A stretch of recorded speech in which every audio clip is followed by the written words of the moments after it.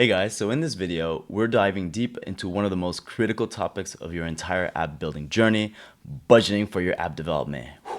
So budgeting isn't just about knowing how much money you'll need, it's about understanding exactly where that money is going and avoiding, of course, common pitfalls and protecting yourself from costly mistakes, especially if you're considering working with overseas developers or freelancers.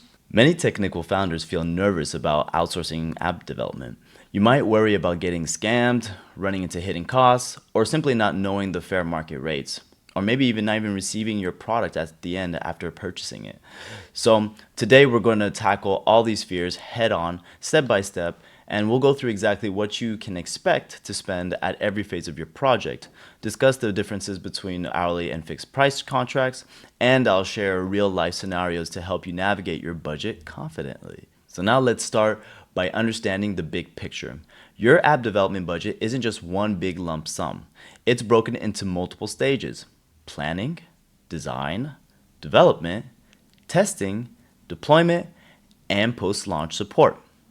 Each of these phases has distinct costs associated with them.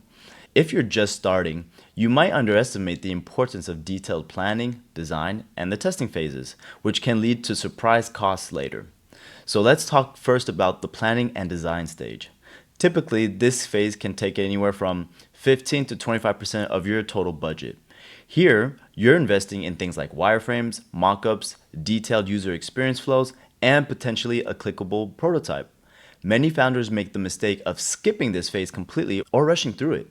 But if you cut corners here, you'll likely face higher costs down the line in redoing work or fixing miscommunications. Next comes the development phase itself.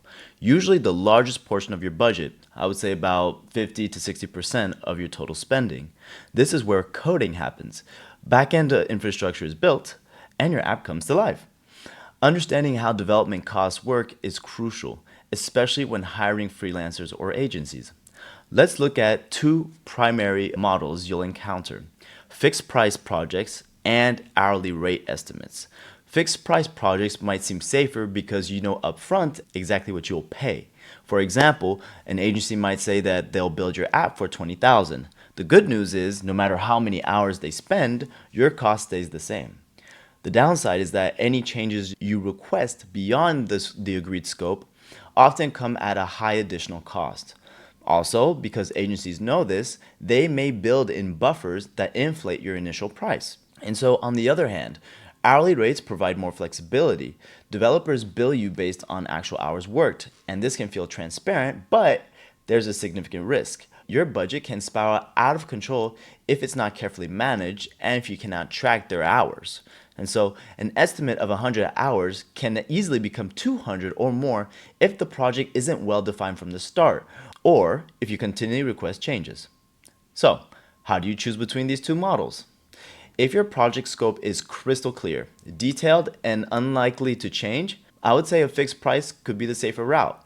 And this is what we're actually building throughout this course, the framework in order to have everything that you would need when going to these developers and asking them to build your app. We're having very detailed documentation and scope of works and PRDs in order for there to be no discussion and obviously no miscommunications when it comes to actually building these apps. But if you anticipate evolving requirements, and most apps do evolve, hourly rates can offer flexibility as long as you keep a strict eye on hours worked and milestones achieved. Let's quickly talk about hourly rates themselves. Rates vary widely depending on where your developers are, especially if they're based in the US. Experienced app developers might charge anywhere from $75 to $200 per hour in the Silicon Valley. Depending on experience and, of course, location, in Western Europe, you can find quality developers from around maybe $50 to $150 per hour. If you're considering overseas freelancers or agencies, you can drastically reduce your hourly rates, and often they go down to $20 to $50 per hour for countries like India, Ukraine, or the Philippines. But remember, cheaper rates do come with risks. Let's address those fears directly. And so when outsourcing overseas, many founders worry about communication barriers, lower quality standards, or outright scams. These concerns aren't unfounded, but you can minimize your risks significantly. First, vet developers by checking reviews, portfolio work, and previous client references. Avoid freelance marketplaces where there's no accountability or transparency. You do not contact people who do not have a public track record. Platforms like Upwork, TopTool, or vetted offshore agencies provide ratings, verified reviews, and secure payment methods that protect your investment. Next, always conduct detailed interviews, not just over chat but via video calls. Ask technical questions or hire a technical consultant for a small fee to help you vet candidates. Set very clear, measurable milestones and pay in phases, never upfront in full. For example, pay 20% at the project start, then additional increments tied to delivered milestones. This gives you the opportunity to see if the work that you're going to be doing with this developer is going to work or not.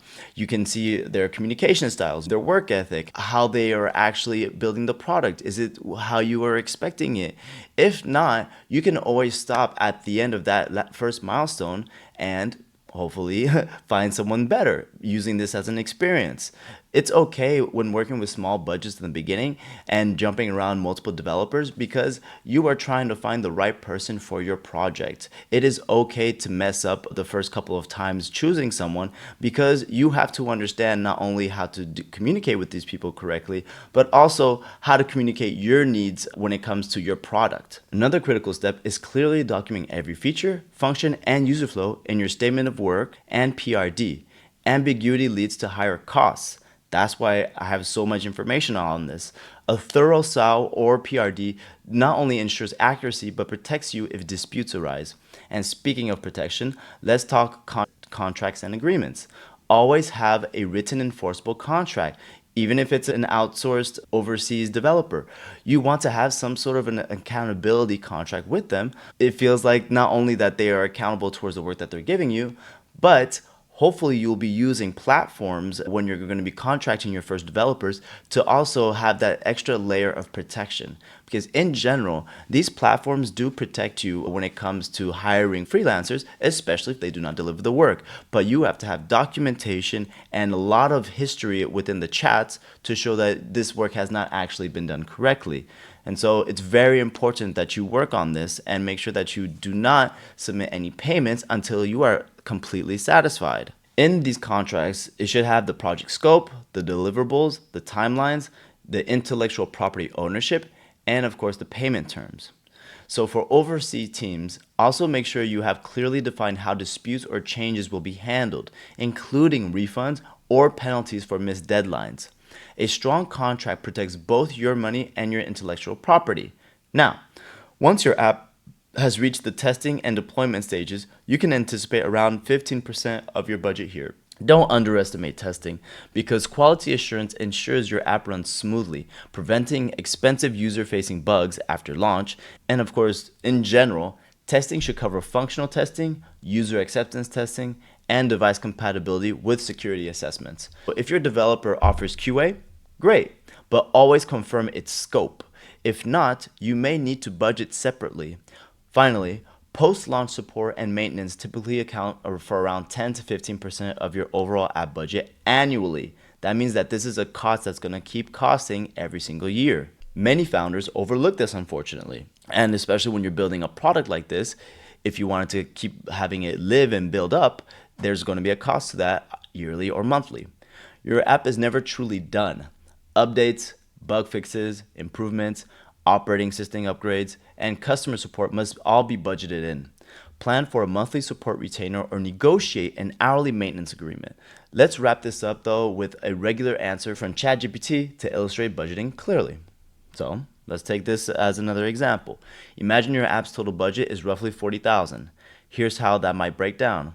About $8,000 for planning and design, around $22,000 for actual development, $5,000 for Q&A and deployment, and then roughly $5,000 set aside for the first year of support and maintenance. So adjust these numbers depending on your complexity, but always plan a contingency budget, typically an extra 10% to 15% for unforeseen expenses and costs. So by clearly understanding where your money goes, what fair market rates look like in the countries you're looking for, and how to avoid risk when outsourcing, you'll build confidence keeping your budget controlled and avoid the pitfalls that derail many technical founders.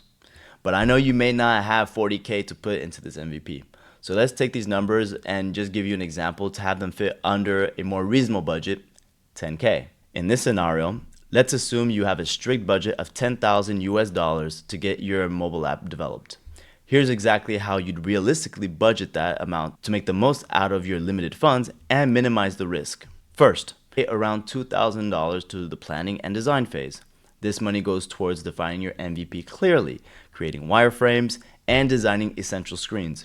You might find a skilled UI UX freelancer on platforms like I said, Upwork or Fiverr, who can handle this initial phase affordably, but make sure that you already start doing some wireframes yourself. So like this, you have an idea and that you're not just paying to get some basic screens up. Next, set aside approximately $6,000 for the actual development. At this price point, you'll probably need to outsource overseas to make it feasible. Look for developers in countries such as India, Ukraine, or the Philippines, where hourly rates range from $20 to $40.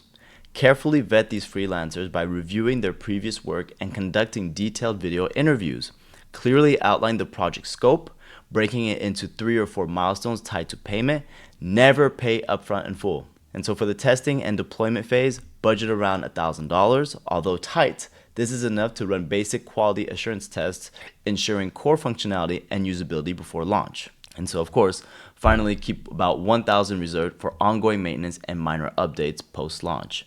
Obviously, this budget may have to grow over time, but even a small budget for updates and quick bug fixing is crucial for maintaining your app's usability after release. By carefully planning each phase, thoroughly vetting overseas developers, and sticking strictly to milestone payments, you can effectively manage your app project even with a budget under 10K. So take this seriously. Always protect yourself legally and financially by using platforms that will help you do this. So now you're ready to tackle budgeting with confidence. No matter how you decide to build your app, we'll get into more detail as to how to negotiate with developers and designers in order to keep those budgets within reach. See you soon.